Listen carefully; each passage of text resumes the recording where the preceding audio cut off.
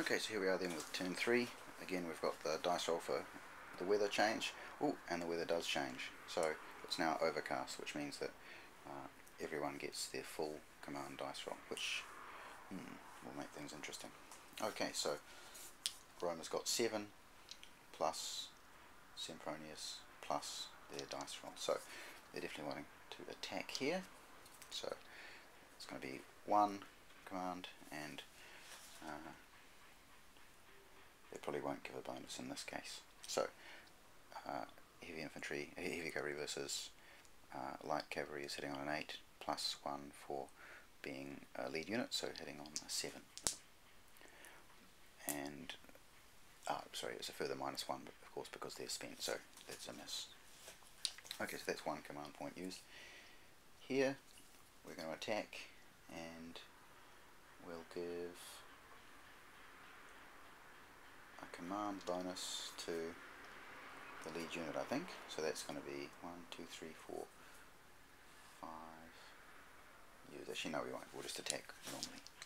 Okay, so infantry, heavy infantry versus light infantry is hitting on a 9, 8 for the lead unit bonus. So that's an 8. So we could all out attack there, but I don't think we will. Next attack is a 12. So this is a neat illustration of the positive effect that having light infantry in the lead will do. So because they're supported by fresh heavy infantry, that double hit is negated. There's only 1 hit on there, which is very fortuitous. So if Rome, for example, had if Carthage had had a spent unit of heavy infantry in the zone, they wouldn't have been able to ignore that double hit. So that's 1 hit on there, and we've got 1 more attack coming from that zone, and that's a 10, which is going to be another hit. So that's 2 hits on that zone, which is pretty useful. I'll just mark those now. Note that for each hit, the lead infantry unit, the lead unit in that zone has changed. So first hit saw light infantry spent and heavy infantry took the lead. Second one saw the last heavy infantry take the lead. So things are looking pretty grim there for Carthage actually. Okay, in the centre, this time there will be a combat bonus. So 2 commands to activate the group and give a combat bonus. Sorry, they don't need to give a combat bonus because it only costs 1. No, they are they're light infantry, so they will start off with, it will cost 2 to do the combat bonus. So 2 army commands plus Sempronius exemptions mean that they get a combat bonus to begin with, and a 12, which is in fact another double hit. Well, trouble for Carthage. So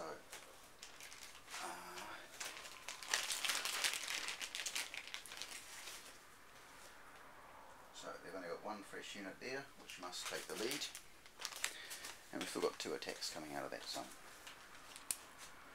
Let's see, what do we got? We've got a 9, so that's good enough for an all-out attack hit, which, given the situation, the Romans will prosecute.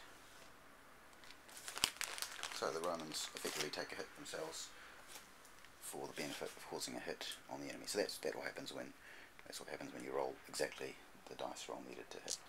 Okay, over here we've still got 2 army commands left, so we'll activate that group to attack, which uses up all our commands and means that we can now roll our command dice, which is a 5. So we get 5 more commands to use. So straight away we'll chuck another combat bonus on there for that lead unit, and we'll lead off with the Kinomani there because they're the most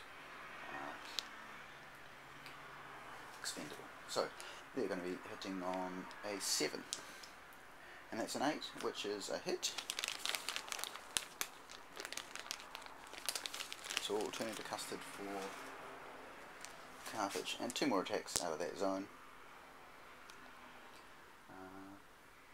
And in fact, we'll give a combat bonus there as well, I think. That's a miss, and the last one is an 11, so that's another hit. Well, in one fell swoop, Rome has managed to leave the Carthaginian centre almost wholly spent. So they've got one fresh unit here which will be in the lead, and one fresh unit of elephants here which will be in the lead. Okay, so we'll just change that over. Alright, so we're back with Carthage's turn, as we just saw there in grave difficulties already. So you've got 8 commands to play with, so the first thing we've got to do is try and break through here, because everything that happens thereafter will depend upon this result really. So they'll attack here for using Mago's exemptions because he's in that zone, and we will put lead unit of heavy cavalry because they've got a better chance of hitting the enemy heavy cavalry. So that's going to be lead unit plus a combat bonus, so they're going to be hitting on a 5. So this result is very important. And a 10, so that's good enough to shatter that unit and will allow Carthage to breathe again. So let's look at the ramifications of that. So this unit will be removed, and that will cause a morale check for the army, and the dice roll is 1, so that shouldn't be a problem for anybody at this stage because there aren't enough minuses that have accumulated. So the cavalry will now advance there, and we'll look at what's going to happen elsewhere. Just a moment. Okay, so we've still got 8 commands to play with, and this will be the perfect time to take the flip-flop because next turn it will allow Mago to get around behind the rear of the Roman army and affect the envelopment. So 8 commands, we're going to be attacking here, moving forward there. So we'll move forward here with our 2 commands.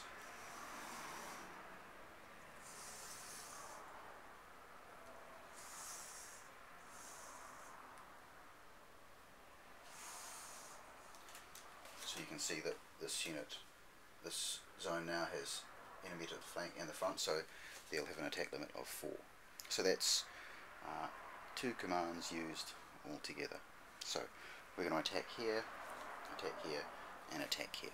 Now one thing with a flip-flop, you can't attack in the succeeding turn out of a zone you've attacked with in the preceding turn. So if we attack in this zone now, we can't attack there during the flip-flop. So we can attack out of that zone though. So the important thing with the flip-flop will be to get these guys into the rear and hopefully eliminate one of those units, or at least do a lot of damage to those units. Probably spend 1 or 2 of them anyway. So let's stop and do the attacks. Okay, so attacking here, needing 9s to hit, no, and at a -1, no. Over here, the elephant's in the lead. So that's 2, 4, 5, 6, 7, 8. We'll give a bonus here and then we'll roll to see what the commands are. We get 1 extra command. It isn't very good. Okay, so we'll attack here with a bonus for the elephants. So they're going to be hitting on a 6. And not good enough. And 2 other attacks. Miss. And miss. Now, remember that elephants count as 1 towards the attack limit in this case because they were the lead unit at the start of the turn. Okay, last attack is coming from Hannibal's zone, so that's going to be 3 attacks, 2 of them with combat bonuses. And because these are levies, the first attack is going to be at a +3. 7, which is good enough, so that's a hit on them. Second attack on the legionaries, a 7 is a miss. Third attack on the legionaries, a 9 is would be a hit if we could auto attack, but we can't. So that's 1 hit there, and I'll just do that.